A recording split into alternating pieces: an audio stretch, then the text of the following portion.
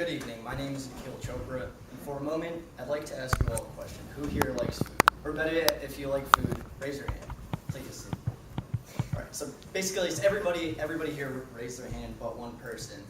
And some people say that you either eat to live or you live to eat. And I definitely live to eat, and that's really evident through the wide variety of food that I eat. I don't shy away from too much. I'm not a picky eater. However, I do get really put off when I see that there are a lot of advertisements that companies run, and they spend so much money, and the products that they advertise don't look like what you'd actually receive in person.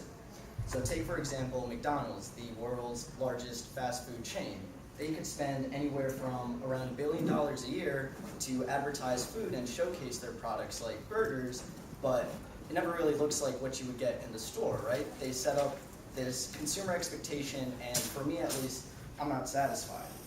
So some people argue that you get what you pay for, but I mean, when you get this much of a difference between the left burger and the right side burger, I mean, like, at least to me, I have a problem. And I'd like to give you all a brief walkthrough of the process that McDonald's and their co-partners go through for creating this advertisement.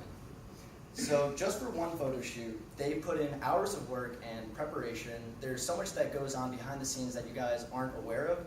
They actually employ food stylists, food photographers, and imaging specialists, all for this one product, or in this case, I'm going to show you guys a burger and how it's made.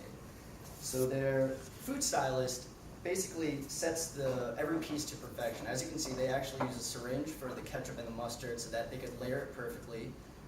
I've actually seen them use a hairdryer to melt the cheese and then use a tool to kind of like drape the cheese downwards. I guess there's something about that really does look appetizing for consumers. And then the food photographer will set up the white background drop. They have the light so that there's no shadow cast from the burger.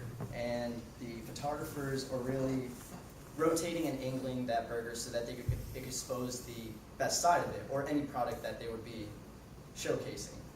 And then the imaging specialist, they run that picture through several programs on the computer, such as Photoshop, and as you can see again with the cheese, there's something about the cheese that they really think will sell you. So they can do color enhancement, they can adjust the buns, so if there's any holes or discrepancies in the buns especially, that always stands out. And then you get this perfect, ideal looking burger that really, at least for me, like I said, sets an expectation so high.